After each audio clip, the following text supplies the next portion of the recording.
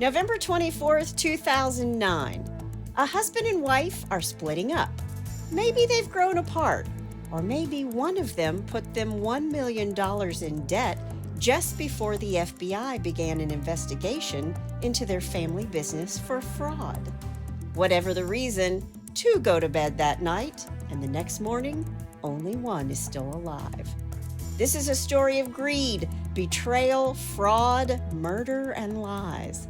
This is Dwight and Shari Tobyne. Accident, suicide, or murder. Hey y'all, I'm Chris Calvert. And I'm her husband, Rob Podorf. Welcome to Hitched to Homicide. For better or worse. Till death do us part.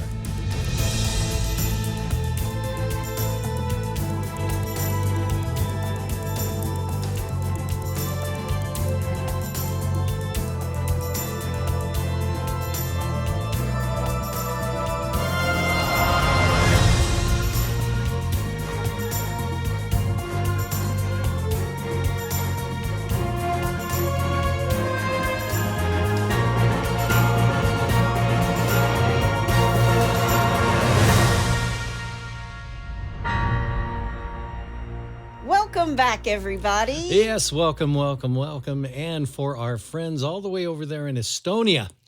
Estonia. I don't even know where that is. It's just outside of Russia. Is that where the princess was? The Princess Diaries was from?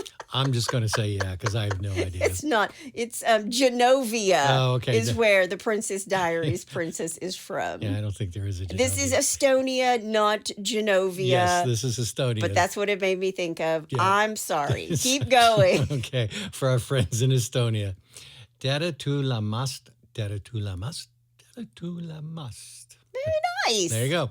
And if you're from Genovia, welcome. So say hello to the princess for us. That's right. Yeah. Well, wherever you're listening, be sure to like, rate, and review. You can subscribe to the podcast wherever you're listening right this very second. And if you're watching on YouTube, hit that subscribe button below. Please do. You can find us on Instagram at Hitched to Homicide or on X at H2H_podcast. And if you want true crime with us all the time, please join our closed Facebook group, The In-Laws and Outlaws. Just go to Facebook and type in H2H In-Laws and Outlaws, answer a few questions, and you're in. You're in. Go join. Lovely group of people. Yes. And I post photos and other information in there as well. Mm-hmm. We're getting case suggestions and true crime listener stories, and we're actually going to cover one today, a true crime listener story. We're going to talk about their brush with crime. Nice. Keep those coming. Yeah, and also, if you've got any stupid crimes, let me know, too, because every once in a while, I'll get a couple of them off there, and they're really good, so yeah. Out of the In-Laws and Outlaws? Yeah. It's really good. We appreciate everybody who listens each week and takes the time to drop us a note, including Miss Tiffany Payne, who wanted us to give a shout out to her sweet husband, Kyle Russell Payne Jr., who passed away on July 6th, 2023. Oh. Apparently, according to Tiffany, he didn't quite get her obsession with true crime, as some husbands do not. Rob Podorf. No, listen, I'm doing the podcast. What do you like? I know. Just because when I see a bag on the side of the highway, I think there's body parts in it now. Well, that's what we do for our husbands. I know. But Tiffany, speaking as someone who was a young widow myself, I'm quite sure he's watching over you each and every day. Kyle did serve in the Army, so thank you, and Kyle. Thank you for your service. We yes. know it's the family who makes the sacrifices. Yep. And we're so glad, Tiffany, that you are a part of our H2H family. Lots of supportive, loving people in our group. Sending lots of love out to you, Tiffany. I am giving you a real till death do us part case today. Uh-oh. Should I be worried? Prepare for the nightmares. All right. I'm just kidding. Before I get started, let me thank some sources. The Arizona Republic, badmarriages.net. What a site. First time I've ever been there. Highly recommend it. Wow. Murderpedia, Find a Grave, and Discovery Channel's Grave Secrets. Okay. Well, you ready? I am. Let's do it. Dwight Noel Tobyne was born on May 8th, 1953, in Clay Center, Kansas. His parents are Lowell and Lois Yeager Tobyne. Dwight will have 2 brothers and a sister. Okay. 3 years after Dwight is born, and also in Clay Center, Kansas, on July 24th, 1956, Shari Lee Girton is born to parents Russell and Arlene. She will have 3 sisters. Okay. Now, Dwight and Shari both grew up in Clay Center, Kansas. Dwight's family owned a farm, and Shari's family owned a successful propane gas business. Huh? These 2 are sweethearts from the get-go. Mm-hmm. I read in one source that he would drive his tractor through town and she would come running and jump on the tractor with him. There's nothing more romantic than driving a tractor through town. Does it get any more romantic than that? For the love of your life. That's how I got my wife. No, it's not. Yeah. No, it is not. Okay. Don't tell people these stories. They're going to think you were driving through town on a tractor, on the John Deere. But it's so romantic. It didn't happen. Okay. It didn't happen. No, it didn't happen. But these 2 are high school sweethearts, and they graduated from Clifton High School. And Dwight graduated first, obviously, because he's 3 years older, and he headed off to the University of Oklahoma, leaving Shari behind. She's got to finish high school. The Sooners. But in 1975, when she is 19 and he is 22, these 2 get married. Mm. Now, in 1978, Dwight and Shari moved to Salinas, Kansas, because Dwight wanted to study animal sciences at Kansas State, and Shari took a job at a hospital in the call center in order to support her husband. I wonder what animal sciences is. Animal sciences? Yeah. I mean, Well, like livestock, how all the ways to like better care for livestock, things to do for them. gotcha. Anything dealing with farming and livestock. Exactly. Okay, all right. Yeah, it's I like get an ag major, animal sciences. He's a smart guy. I'm just going to tell you now. Dwight is book smart. Okay. Book smart. Okay. But Shari took a job at the hospital because she's got to support him while he's in school. But she's also going to have a baby just a couple years after they are married. Mm. They named the little girl Jennifer. Okay. Now, while at Kansas State, Dwight earns both his bachelor's and his master's degrees, and I believe that it's during this time that Shari and Dwight have 2 more children, a son they name Brett and a daughter, Allison. All right. Now, apparently during this time while he's in school, he's playing the stock market pretty hard, and he loses most of their money and their assets while he's doing this. Wow. But Dwight isn't to be discouraged. He decided he just needed to improve on his investment skills. So he got a job as a commodities broker in Salinas, Texas, to better learn about the stock market. All right. Then Dwight, Shari, and the whole lot of them moved to Denver because Dwight was going to get his MBA at the University of Denver. Wow. And in 1991, he now had his undergrad, his master's, and his MBA. Nice. And by this time, Dwight is 38 years old. Okay. Dwight starts a loan brokerage company. And if you don't know what that is, a loan broker or a mortgage broker is the middleman in between a lender and a borrower. So he's a bookie. No, I'm just kidding. I'm kidding. I mean, a borrower can borrow directly from a lender, and a loan broker can help the borrower decide which lender meets the borrower's financial goals. Gotcha. Using a loan broker can help the borrower save time and can usually help the borrower find a lender with lower interest rates. Gotcha. Can you tell I really looked that up? I wanted to get all that in. You done good, honey. So especially when the borrower is a business owner, using a loan broker is a lot more efficient and very beneficial. Okay. However, for some small businesses or individuals, borrowing directly from the bank can be more reasonable. Right. And that is because the loan broker charges a fee. Well, of He's course. the middleman. There you go. And this fee can be as high as 17%. Wow. 17% of the loan. I'm in the wrong business. There's money to be made Yeah. by being a loan broker. Right. Does he have to break any knees if they don't pay? Now, while Dwight gets his business off the ground and starts making lots of money, Shari gets her real estate license. Now, I don't know what transpired, but Shari somehow gets her real estate license revoked in 2004. Really? So, what unethical, illegal things she did in order for that to transpire, I have no idea. But it seems as if you shake hands with Shari and you better count your fingers when you're done. Okay. It's then that Dwight suggests, let's move to Arizona. The real estate business is booming there, and he's a loan broker, and he's making tons of money. And buddy, business is a boom. Cousin, business is a booming. And buddy, business is a booming. I love that movie. Dwight and Shari packed up and moved to Gilbert, Arizona, which is about 17 miles from Scottsdale. They bought a beautiful luxury home in a gated community situated on an exclusive golf and country club. Nice. Dwight bought Shari her dream car, a Jaguar. There you go. A Jaguar. Jaguar. And it seemed that the more Shari got, the more Shari wanted. Oh, here she comes. She's a man eater. She's a man eater. Sorry.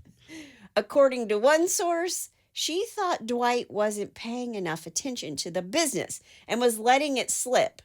She was afraid this was going to affect her luxury lifestyle. So Dwight says, okay, Shari, honey, you manage the business. Big mistake. Big. Big mistake. Big mistake. Huge. Now, why would you let your wife, who's lost her real estate license for unethical behavior, run your multi-million-dollar loan brokerage firm? Because I'm in love. I think he is just in love. Yeah.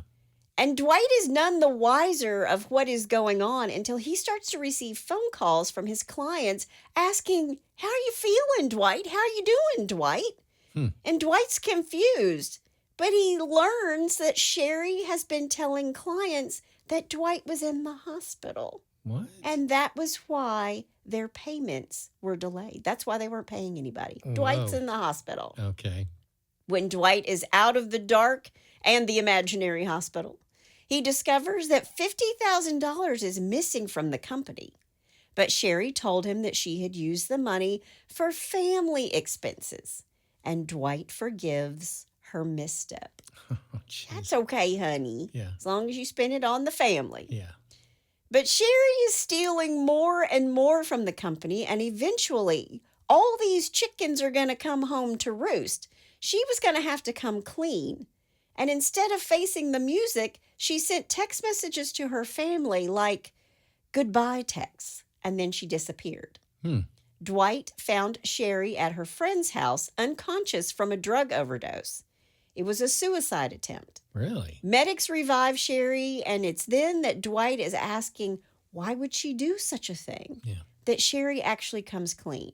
And she tells him that they owed their creditors over $1 million. So now they have to make some hard choices. But Dwight stuck with Shari. They sold their beautiful home on the golf course in Gilbert and moved from the 6,000 square foot home to a condo.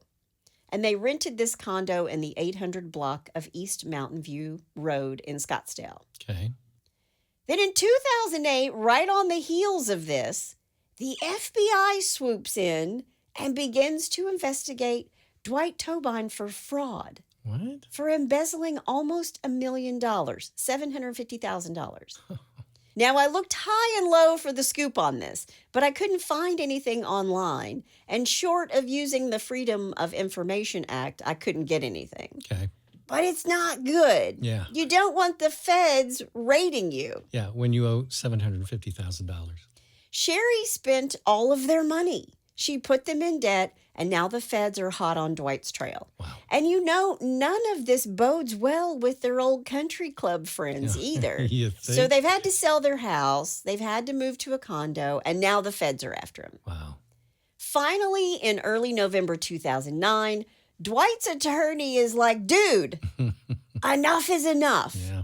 He tells Dwight to divorce Shari Oh, wow. and to block her from using any of their remaining financial assets Good attorney advice. for anything. Yeah. And this little tidbit of information leads me to believe that Shari was the one who was actually embezzling the $750,000 from the business. Why doesn't that surprise me? But I think she set it up to look like Dwight is the criminal. Mhm. That is just my opinion. Knowing the whole story, you can make up your own mind about all of that when I'm finished. All right. But Dwight's attorney tells him, cut Shari loose. Now, we can only assume that Dwight and Shari have this conversation, and it goes over like a porcupine in a balloon toss. That's a new one. What's that country song? Get your tongue out of my mouth because I'm kissing you goodbye. I haven't heard that one yet. Ray Stevens sang it, but John Denver also sang it. Did he really? Which is why I thought you would know it. I've never heard. Listen, I know every John Denver song that he ever did, and I've No, never you heard- don't, because Well. he sang Get Your Tongue Out of My Mouth because I'm kissing you goodbye. That's a good one. There you go, folks. All right. I only say that I'm pretty sure this conversation didn't go well when he says, hey, I'm divorcing you. Because on November 9th, 2009, Shari Tobyne goes out and buys herself a 9mm handgun. Oops. It's kind of like my mom always said, nothing good happens after midnight. Nothing good happens after your wife goes out and buys a 9mm handgun. That's it. Yep. Especially after you've told her, babe, it's over. Yeah. Wow. So Dwight is leaving Shari, he's divorcing her, and his plan is to move to Enid, Oklahoma to live with his brother Bryce. Dwight is planning to be there by Thanksgiving. Okay. Now, in an interview with Dwight and Shari's oldest daughter, she says that her father's attorney suggested that her dad leave the country, that he go to Mexico and lay low. But I looked this up, and advising your American client to flee from a federal case is malpractice. Yeah, that doesn't seem right. And if and when you're caught by the feds, you then face another separate criminal offense, and federal prisons are way nicer than gin pop in a penitentiary. Yeah. I mean, look at me, fighting for my life in the yard. Jeez. Yeah. Regardless of how this went down, Dwight tells his kids, look if I just up and disappear one day, don't worry about me. So he tells his kids, who, by the way, love their father so much. He was like their coach for Little League. He was very involved with his 3 children. He tells them, I've got my affairs in order. I'm leaving, but I will be in touch. I will text you or I will call you. So he tells them this personally. He tells them this personally. Okay. And that is the last time any of Dwight's children will ever see him again. Wow. Now, he's rented a U-Haul to hitch to the back of his Ford truck because he's taking this trip 15 hours to get to his brother's house. Okay. Well, if it's 15 hours, and what age range is he in? He's 57. Okay. You can add a lot more time on that because of bathroom breaks. Just saying. And you know what? Now that you've said that, I'm going to say this. That's called foreshadowing. Oh, okay. I didn't have that in, but it's true. That is foreshadowing. Well, I'm going to give it one of these. Okay. There you go. But you're going to have 2 of those because there is another foreshadowing. Okay. That was an unexpected foreshadowing. All right. Well, I'll be ready for the next one. Okay. All right. But this means that theoretically, in order for him to be in Oklahoma by Thanksgiving, which is the 26th of November, he needs to leave by the 24th. Okay. And according to court records, that is the day he's planning on leaving. All right. Meanwhile, Shari is depressed. She's destitute. According to her, she wants to kill herself. So she formed a suicide plan. Okay. She bought this gun after Dwight told her it was over. And on November 22nd, she went to a gun range, to a gun club. Yeah. She's practicing. Okay. I don't think you have to practice for suicide. Well, I was waiting for somebody to chime in with that Yeah, one. yeah. Everybody's driving or mowing the yard and going, wait a minute. But Shari's plan is that she would end her own life somewhere between November 24th and November 28th, 2009. And remember, Thursday, the 26th, is Thanksgiving. Right. But according to Shari, her plan to die by suicide during that time goes awry. No one seems to be able to nail down the exact date. Again, I said the court records show that the 24th is the day. I think that's the case as well. But according to Shari, she takes her gun and she walks into the bedroom she shares with Dwight. Y'all think she's still sharing a bedroom with her Yeah, that husband? seems a little weird. I don't know. Yeah. He's asleep. She's going to shoot herself in the bedroom while he's in bed asleep. Okay. But Dwight wakes up, and there's a struggle for the gun, and it goes off. But I'm going to tell you right now, it's like that line from the show Chicago. I fired 3 warning shots. Into his head. Into his head. Right? Yeah. She shoots him in the head. Wow. He drops immediately. But if she was suicidal, and I'm not saying she wasn't, it seems maybe possibly logical that after she realizes what she's done, that she would carry out her own plan Sure. to die herself. Unless he had a big insurance policy. He didn't. Oh, he didn't? No. Oh, wow. So No. she just wanted him dead. And that's where the story would end if it was like a murder-suicide. But Right. that's not the case. Right. And that's not where this story ends. Okay. Shari wraps up her dead husband in the comforter. She drags his body to the garage. Now, mind you, Shari's like 5'3" or 5'4". Mm-hmm. She's not a skinny girl, Mm-hmm. but she's short. She's little. Right. And Dwight is 6 feet tall and weighs about 275 pounds. Good Lord. That's a big guy. That's a big guy. She drags him to the garage. She wraps him in a tarp. She texts Dwight's brother, Bryce, on Dwight's phone and says, I have the flu. I won't be there in Oklahoma for Thanksgiving. Okay. And on Thanksgiving, Shari sends texts from Dwight's phone saying, Happy Thanksgiving! Wow. She will also send these same well wishes from her own phone to these same family members, including her own 3 grown children. Is he still in the garage? He is still in the garage. Ooh. Okay. Now, when these grown children try to call their father and don't get an answer, Shari tells her kids, Your father's moved to Mexico to live with a friend. That's it. Dad's gone to Mexico. Okay? End of story. Enjoyed the turkey leg. Yeah, exactly. Enjoy the leftovers. Yeah. Meanwhile, Shari has a body to dispose of and some cleaning up to do. And some deodorant to get out there. My gosh. How many days has he been out there now?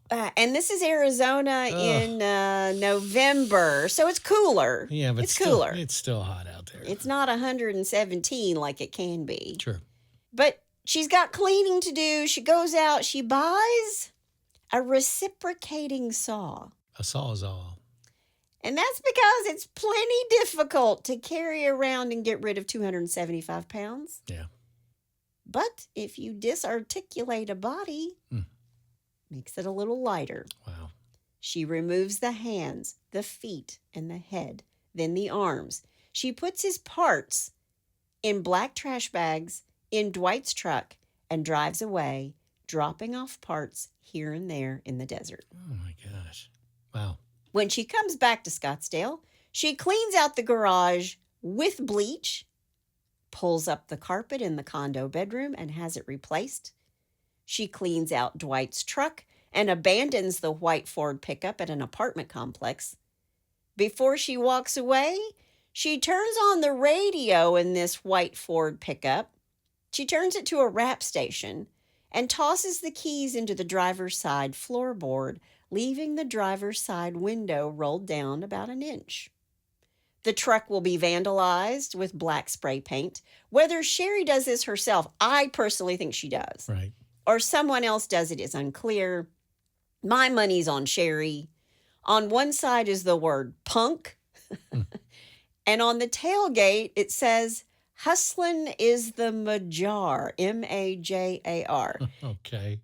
Now, Hustlin' is the Major is a song by Jay Hustle. By the way, the S is a money sign. Okay. He's a hip-hop artist from Auckland, New Zealand. He blends old school beats with modern flow.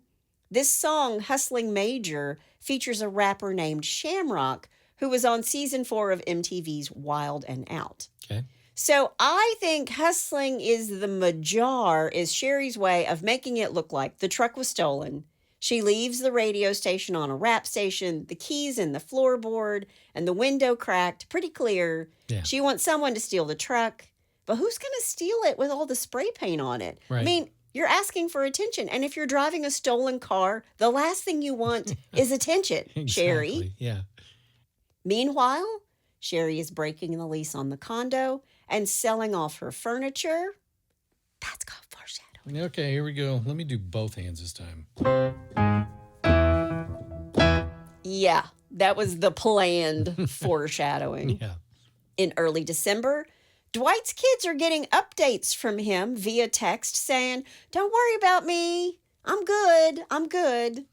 Then on December 20th, 2009, less than a month after Sherry shoots and dismembers her husband, an arm is found 100 miles away from where Sherry and Dwight spent their last night together at the condo. Wow. It's found just off US 60 south of Florence Junction in Pinal County.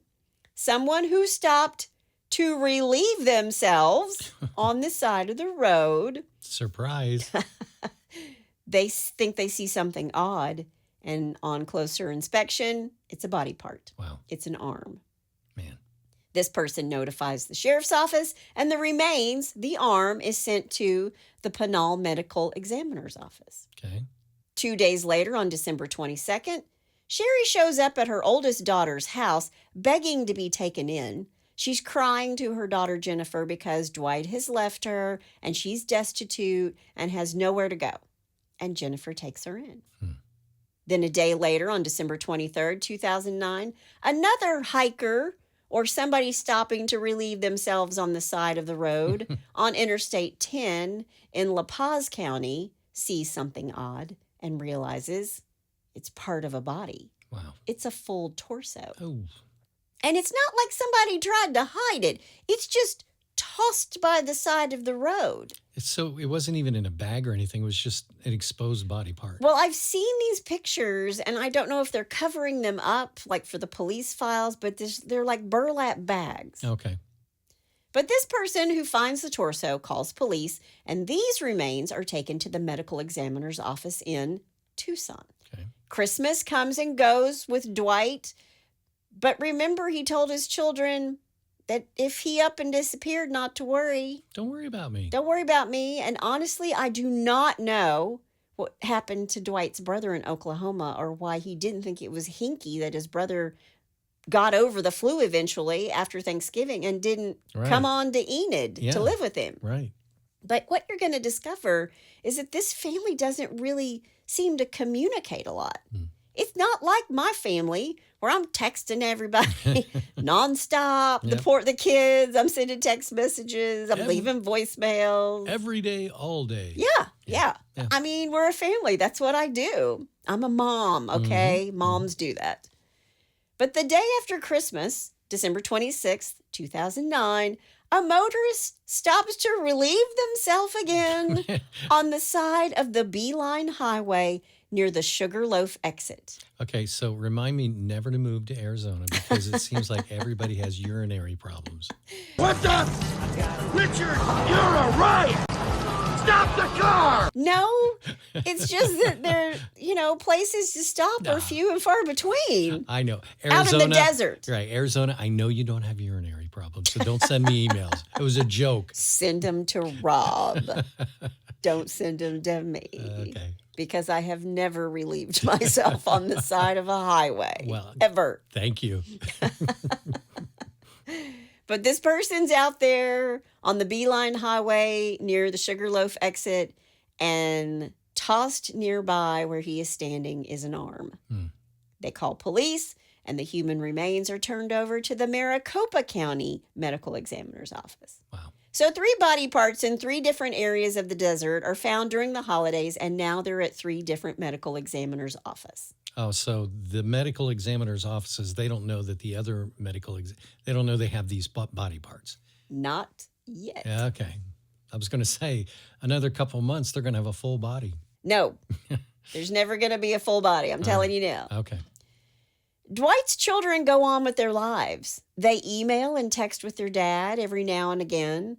It's just enough for them not to worry. I mean, they get messages back and texts here and there, and it's just enough for them not to worry. Yeah, why would you worry if you're getting texts? And Shari is still living with her oldest daughter, which makes it pretty darn easy to manage expectations, right? Mm-hmm. She sees that her daughter's worried about not hearing from their dad, and Shari, who still has Dwight's phone and is using his email account as Dwight, can toss a little tidbit out here and there, a little crumb to keep the kids satisfied that their dad is safe. And of course, they didn't have Find Friends then. No, and if you had Find Friends and the feds were crawling up your butt, I don't think you'd have it turned on. I don't think you'd have your location turned on. Exactly.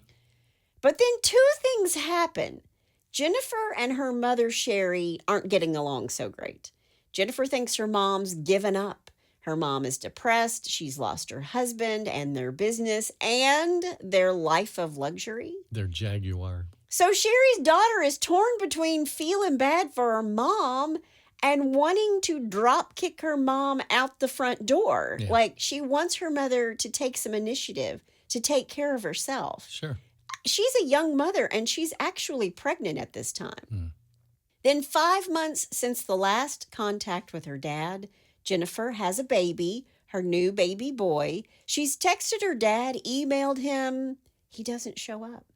And she calls her father. There's no answer. And this isn't like her dad. He loves his kids. This is a huge life event. Right. He never missed any of these. Loves his kids, loves his grandchildren.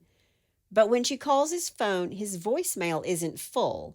So it's not like he's not checking his phone messages. Okay. But he is not returning any calls or emails anymore. Gotcha. Then after a huge fight with her mom, Shari moves out of Jennifer's house, her daughter's house. And after this, her daughter has no more contact with her mother. She doesn't have a forwarding address for her mom. She doesn't even know where her mom is going. So you have to think that's a pretty bad blow up for the 2 of them. Yeah, big time. Then in July of 2010, Dwight's children contact the police. I've read it was the oldest daughter, Jennifer, who called, and I've seen in another source in an old newspaper article that it was the youngest daughter, Allison. It doesn't really matter who called the Scottsdale police. Right. But a month later, in August of 2010, this case falls into the hands of Detective Jennifer Paxton. Okay. Now, you know I love a good female detective. Yep. Relentless. Detective Paxton sees that this 57-year-old man named Dwight Tobyne hasn't been seen since late November 2009. So she checks with other police departments in the area, and she finds that Dwight's not in custody anywhere, but he is listed as a victim of criminal damage. There's a white Ford pickup truck at an apartment complex in the 800 block of East Mountain View Road in Scottsdale, just 7 miles away from the beautiful home that Dwight used to live in on the golf course that is sitting in this apartment complex. So Detective Paxton goes to the apartment complex, and she's thinking, this guy's too embarrassed to let his kids know that this is where he lives. Right. So Detective Paxton and Detective Hugh Lockerbie drive to this apartment complex thinking that they're going to just have a chat with him. And when they get to the apartment complex, they see this white Ford truck with plates registered to Dwight Tobyne. And they can see the criminal damage, the spray painting on the truck. But what they notice is that the truck has been there for a good long while. Right. It's covered in dust and pine needles and pine cones. They inspect the truck a little bit closer and see that the keys are in the floorboard, the window's down about an inch or so, and they're thinking, what is going on here? Yeah.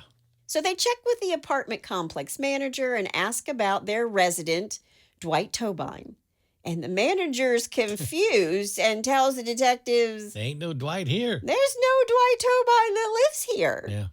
The manager tells police that yes, the truck has been parked there for a while, and when they run the tags, it's not associated with any of the leases. Because remember, like back in the day when I lived in an apartment, remember you'd have to give them Oh, sure. your license plate number. Yeah.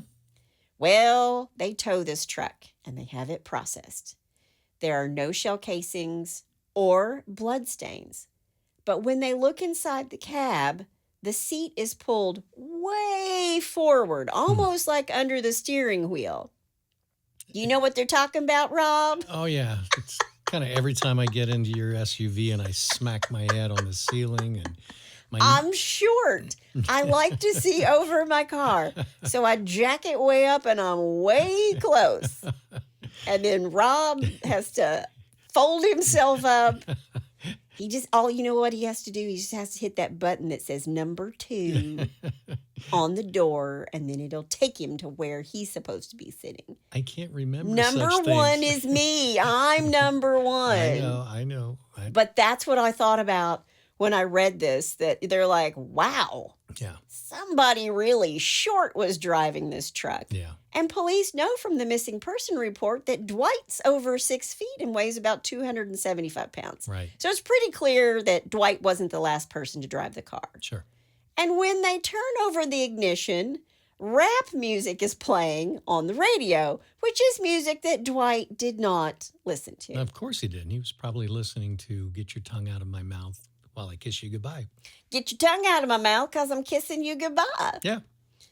But the police are thinking, okay, it kind of looks like the truck was stolen. Mm-hmm. So Detective Paxton digs a little deeper into the life of Dwight Tobyne and discovers that he had financial woes Mm-hmm. and that he was actually being investigated by the FBI for fraud. Dwight had embezzled $750,000 of money, and his family doesn't know where he is. This is what she finds out. Right. Now, the police have spoken to both of the daughters, and this time they reach out to Dwight and Shari's son, Brett. And when Detective Paxton calls him, Brett isn't worried. He doesn't think his father's missing because he just received an email from him saying, "Don't worry about me." Brett thinks his father is starting over somewhere else in the world. Okay. But Detective Paxton tells him, well, we found his white pickup truck in an apartment complex where he does not live. Right. And this does worry Brett. And he tells police, I'm in. I'll help in any way I can. Okay.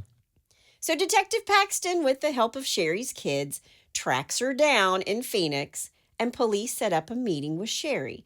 They want to have a chat with her. Mm-hmm. Shari shows up at the police station. They put her in an interrogation room, and Detective Paxton and Detective Lockerbie talk to her. And Shari is crying. She's just crying and saying, quote, Crocodile tears. exactly. She's crying and saying, quote, I'd like to know where my husband is, end quote.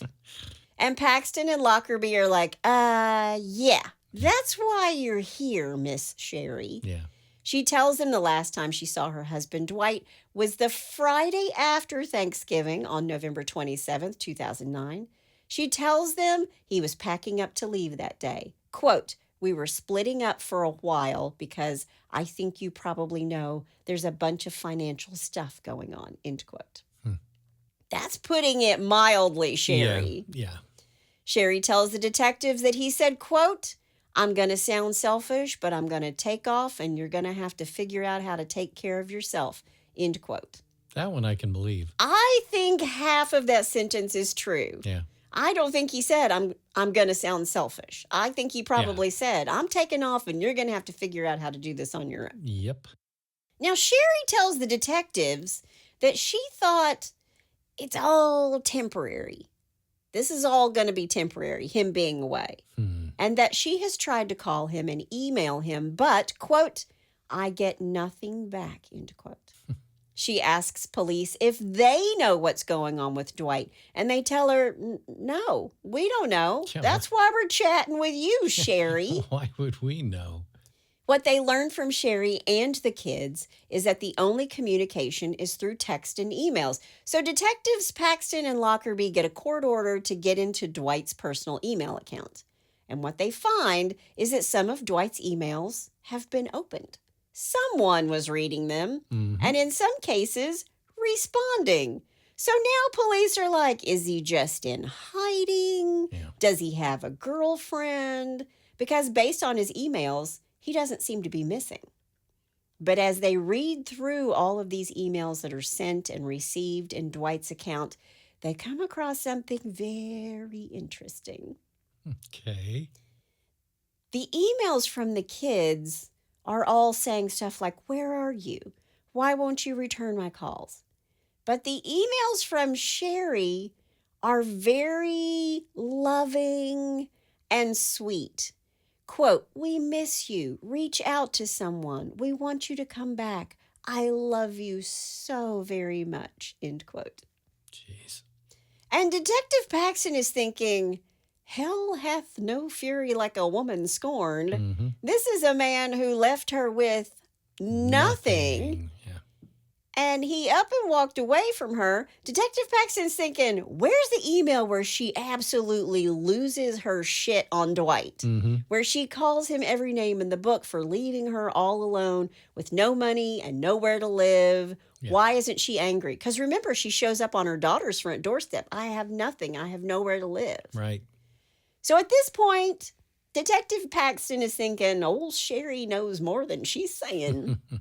So like a good detective would do, she puts a 24/7 tail on Shari. Nice. And one night soon after, while police are camped outside her home, these two guys are out there thinking she's in for the night, not so fast. Really? Shari walks out her front door in the wee hours of the night, and in her hand is a dark garbage bag.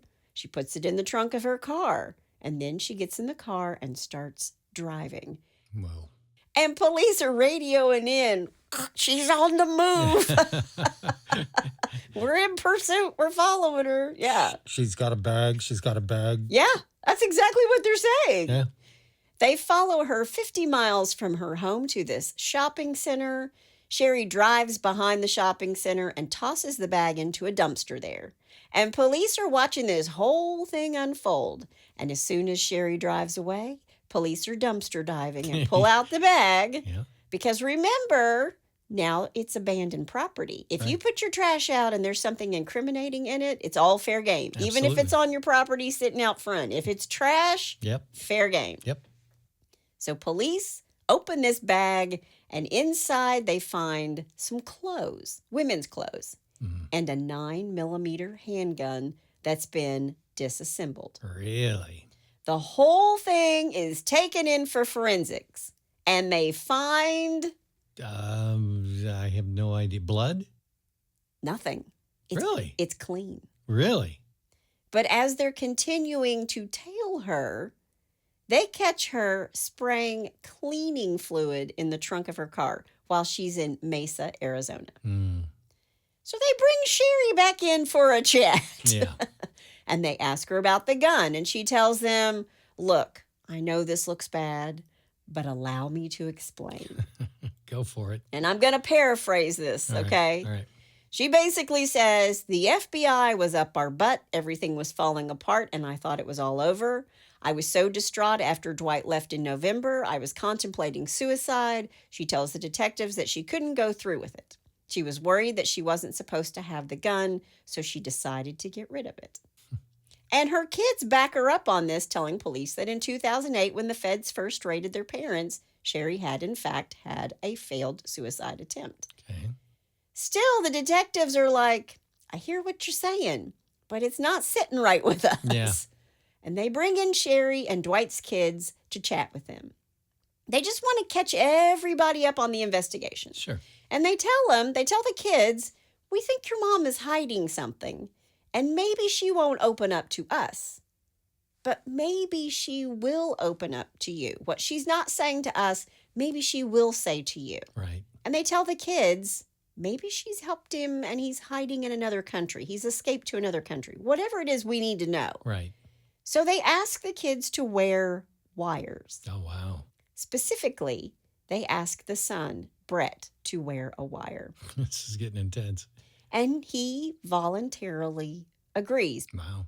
Detective Paxton tells him everything they have. And when he goes to speak with his mom on August 13th, 2010, he's wearing a wire and he has with him a hidden camera.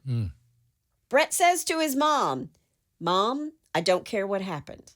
I just want to know where he is.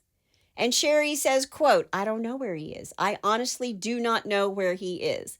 And when Brett presses his mother, she tells him to call the detectives and set up a meeting. Quote, I'll be honest about all this stuff, end quote. That's what she tells her son. Okay. So the next day, Shari goes into the Scottsdale Police Department. It's August 13th, 2010, 2 days before her 35th wedding anniversary. Wow. 35 years. Wow. Detective Paxton interviews her again, thanks her for wanting to be honest and for helping them to find Dwight. And Shari tells her, look, I want to help. I love my husband. I'm worried because Dwight had a friend who went off one time. He saw his family and friends. He said goodbye, and then he went into the desert and died by suicide.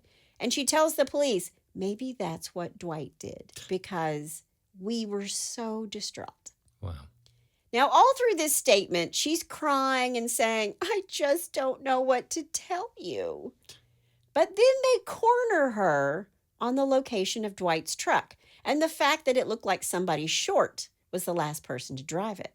Someone who is like 5'3" or 5'4", like you, Shari. Just a coincidence.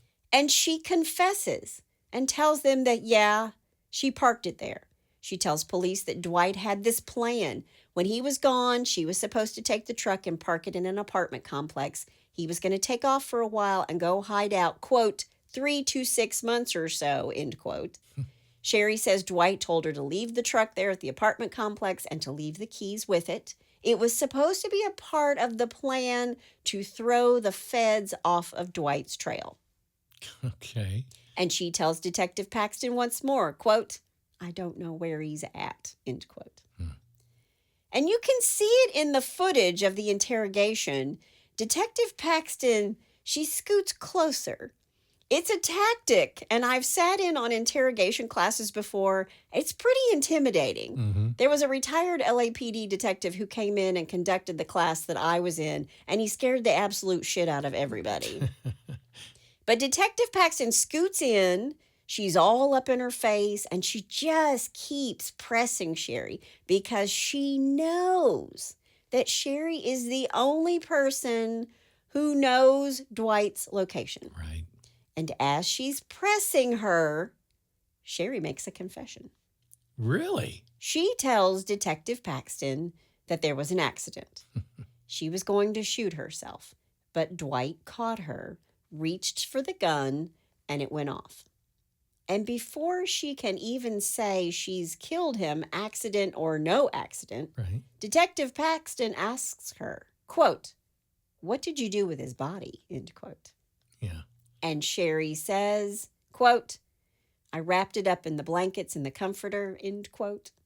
Then she said she took his body out into the desert and left it there. Now remember, Shari's 5'4" and Dwight is 6 feet, whatever. Right. 275 pounds. Yeah. When police question this, saying, Shari, he's a big man. How did you ever get him in the trunk or the back of your car or your truck? And it's at this point she gives another story. First, she just shot him in the arm. Then as they struggled, he accidentally was shot in the head. Man, there's a lot of accidents going on here. Still, police are thinking, why is she lying? Did she have help? Is she covering for someone? Right. What's she hiding? Because remember, they don't have any forensic evidence of a murder Sure. yet. So they tell Shari, let's just go get in the cruiser, honey. We're going to take a ride and you're going to show us where you dumped the body. Okay. But as they drive out to where she claims the body is, the Bush Highway area, Shari changes her story again. And then she says, well, this might not be the right location because it was dark. And when they're asking her questions, like, Why isn't his body any of these places you're taking us? Right. She says, well, maybe somebody's taken him. And after going to several locations, it's now getting dark in the desert. Right. And the police and Shari are all together. They just give up. They take her back to the police station. And she is actually booked into the Scottsdale jail on Saturday, August 14th, 2010, with a $500,000 cash bond. She's a flight risk. Sure. She is charged with murder one and abandoning a human body. Wow. Meanwhile, 100 miles away in the Pima County Medical Examiner's office, There we go. they pick up the phone and they call Scottsdale PD and they say, hey, heard you're looking for a body. We've got an arm. Yeah. It came from Maricopa County. And another arm was found in Pinal County. And we know that a torso was found in La Paz County. And we've done a DNA profile. And even though we don't know who this John Doe is, we know that all of the body parts are the same person. Wow. They tell Scottsdale PD they don't have hands or feet. But oh, by the way, this is a big guy. They get DNA swabs from Dwight's parents in Kansas, and their suspicions are confirmed. The dismembered body parts in the desert are Dwight Tobyne. Man. Police start tracking down every bit of evidence they can get their hands on, including furniture that Shari sold when she moved out of their condo. Police get their hands on the headboard of the bed from the master bedroom where Dwight was sleeping, and luminol testing shows blood spatter all over the back of the headboard Wow. where Dwight was shot while he was sleeping. Wow. He didn't catch her trying to kill herself and then struggle with the gun. It was just flat out murder. Sure. She then bought a saw, disarticulated his body so she could move it, dropped the body bags all over the desert, and went home, cleaned out her vehicle, parked Dwight's truck at the apartment complex, trying to make it look like it was abandoned or stolen for them. Sits there for 8 months. She pretended to be Dwight, texting and emailing with her own family members, including her own children. Now, with body parts and hard evidence staring her in the face, Shari Tobyne admitted to murdering her husband, Dwight. Wow. On August 14th, 2010, the day after she's arrested. Man. Shari is represented in court by the Maricopa County Public Defender, and even though she has confessed, the prosecutor files a notice. We will be seeking the death penalty. Boom. Shari asked for an avowal to avoid execution, meaning she wants a plea deal in exchange for her confession. Okay. There is no trial. She pleaded guilty to murder, 4 counts of forgery, and abandoning a body. On May 19th, 2013, over 3 years after Dwight's murder, Shari is sentenced to life plus 31 years. Wow. She was sent to the Perryville prison to become inmate 281121. Shari worked as a library aide, a computer tech, and a porter in prison. She earned 50 cents an hour on her last job at the prison store. She did have one disciplinary infraction in 2016 for forgery. She never learns. Shari Tobyne would live only 8 years in prison. She passed away on January 1st, 2021. There are no reports on the cause of her death. But here are my questions. Okay. Was Shari the reason the feds were investigating Tobyn and Company in the first place? Mm-hmm. What did she spend $1 million on to Yeah. put them in debt in the first place? Right. And then another $750,000. Why, for 8 months, did Dwight's family not dig deeper into his disappearance? Right. Was it because of the federal investigation? Were people trying to distance themselves from that? You know, I mean, you would think if your dad's on the run or your brother's on the run from the feds, why do you want to come forward and say anything or ask questions? But if they're getting texts from him, if they think they're getting texts from him, I mean, why would you Assume that anything bad happened. Yeah, exactly. Yeah. But that is the sad story of Dwight and Shari Tobyne, and that's all I have to say about that. Wow, what a case. you know what's really sad about this is the kids. Yeah.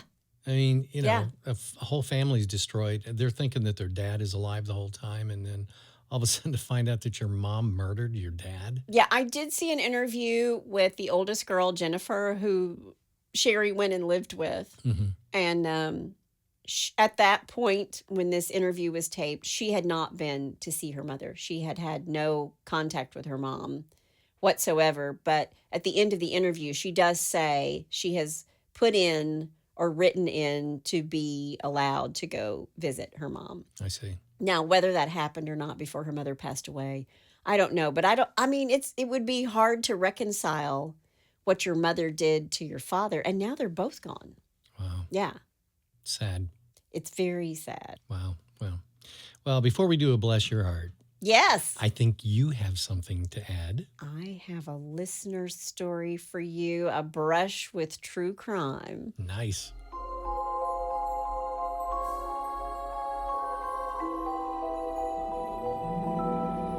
This is from Judah Moyer. Oh, my relation from my mom's Family. side. This one came from family. Yep. She did not give it a title, but I did, and it's called Did I Just Say That Out Loud?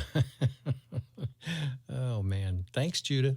Working as a deputy sheriff in Miami County, Ohio, one day in the early 1980s, I was assigned to be one of the drivers to take the jury to the scene of a homicide. We loaded them up in vans, the judge, the prosecutor, the defendant's attorney, the defendant, and the jury. And when we got to the house where the homicide occurred, we all got out of the vans and waited while the prosecutor decided how to arrange checking out the site. He took one group of jurors and headed off to the east side of the one-story brick house where the victim had been killed. Okay. The defendant stood with his attorney and said loudly enough that we all heard it, quote, "Why are they going over there?" End quote. Oops. He waved his arm to the west side of the house. Quote, "I shot him over there." End quote. Can you imagine that lawyer? I remember there being no sound at all. Oh, man. Everyone was stunned. Even the birds seemed to stop singing. Wow. Verdict: the defendant was convicted. Yeah. Oh, man. Well, that's up there with stupid criminals. So thank you, Judah, for that. Did I just say that out loud? Thanks, I Judah. didn't kill him here. I killed him over there. Oh, man. Y'all are looking in the wrong place. Nothing like a stupid know-it-all. Oh, my gosh. Thank you so much for that, Judah. And Yep. if anybody else out there wants to give us a story about their brush with true crime, we're getting to them. We've got a little list of them, so it's very exciting. Yep. All right. Well, let's continue on with the stupid people with a little bless your heart. Well, bless your heart. All right. Number one, I'm starting off, which seems kind of appropriate. That's my bad. That's my bad? Yep. Okay. Woodbury, New Jersey. Police in a New Jersey city say a robber shot himself in the hand while attempting to pistol whip a victim. Oh, my gosh. Woodbury police responded to the scene of the shooting Tuesday night. I have a tip for him. It's called a safety. Come on, man. NewJersey.com reports police learned a group of 4 people allegedly planned to rob their 20-year-old acquaintance, but the attempted robbery went south after one of the robbers accidentally shot himself while hitting the victim in the head with the gun. So they're robbing a friend? I guess. They're calling it an acquaintance. Yeah, but yeah. So they're robbing somebody they know. Yeah. He's pistol whipping somebody he knows. Yep, the robbers fled, but were quickly apprehended not far from the scene. Police say the gun used in the assault was found in the suspect's car. Yep, the robbery victim and suspect were taken to the hospital for treatments of injuries that were not life-threatening. Mm-hmm. All 4 suspects now face charges. Imagine that. That's a little bit of karma right there. Try to pistol whip somebody and shoot Oh, yourself. man. All right, number 2. Never mind me. Never mind me. Yep, Shenandoah, Pennsylvania. A Pennsylvania woman has been jailed on charges. She broke into a neighbor's home where she was caught doing something you'll never guess. Oh, do I want to know? I don't think she's in there vacuuming. Well, it's close. Is it? Well, the Pocono Record reports 44-year-old Kelly Bancroft of Shenandoah was charged Tuesday with burglary and criminal trespass. Okay. All right. A woman who lives down the street from Bancroft told police she went to use her bathroom about 4:30 p.m. and found Bancroft next to the tub, which was full of water, clothes, and shampoo. She was doing her laundry.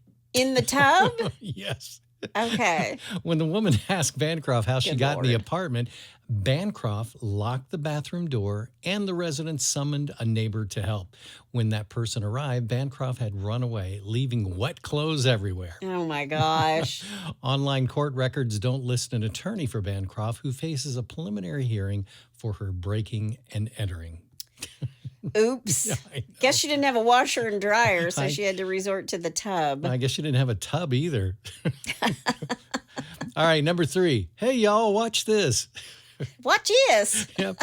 After a night of drinking, 2 Arkansas men decided to test the durability of a bulletproof vest by shooting each other. No. Are you serious? Rogers residents Charles Eugene Ferris, 50, and Christopher Hicks, 36, ended up in the hospital. Go figure. Where they told investigators they were shot after they were hired for a secret mission that involved following Lies. someone through Hobbs State Park, according to the Benton County A Sheriff's Office. secret mission? That was what they came up with. Dude, nobody believed that one. You think? Yeah. But when Ferris's wife showed up at the hospital, she had a different story to tell. She's like, these 2 idiots. Yep. The men, she told him, the men had been drinking on Ferris's back porch when he asked Hicks to shoot him. Although the vest stopped the bullet, it still left a painful mark on Ferris's chest. That upset Ferris, so when Hicks put on the vest, Ferris unloaded the clip into Christopher's back, according to an affidavit. Both men were arrested and charged with felony aggravated assault. Oh. Yeah. Before releasing them on a $5,000 bond, a judge issued a no-contact order between the men. Don't you guys go near each Yeah. other. They each face up to 6 years in prison and a maximum of Oh. $10,000 fine. Wow. Yeah. Unbelievable. Yeah, so there's your idiots for the week. Good Lord. Unbelievable. I mean, the cops break ribs and stuff yeah. all the time Oh, it's with just- those. And you know that they were close to each other, too. And you know it's not like they have the latest Kevlar bulletproof vests. Oh, and they were drunk. And they were drunk They're with lucky- a firearm. Yeah, they're lucky they hit the vest. Lord have mercy. Dumber. Well, if you have a bless your heart or you know somebody who has no business owning a bulletproof vest, I've done dumb things, but nothing like that. Jeez. all you got to do is go to hitchedhomicide.com where there's a pull down menu. And while you're there, you can also suggest a case Yep. and tell us about your brush with true crime. Yeah. That's all we have today. That's my amazing husband out there. And that's my beautiful bride in the booth. Join us next time on Hitched to Homicide. Bye, y'all.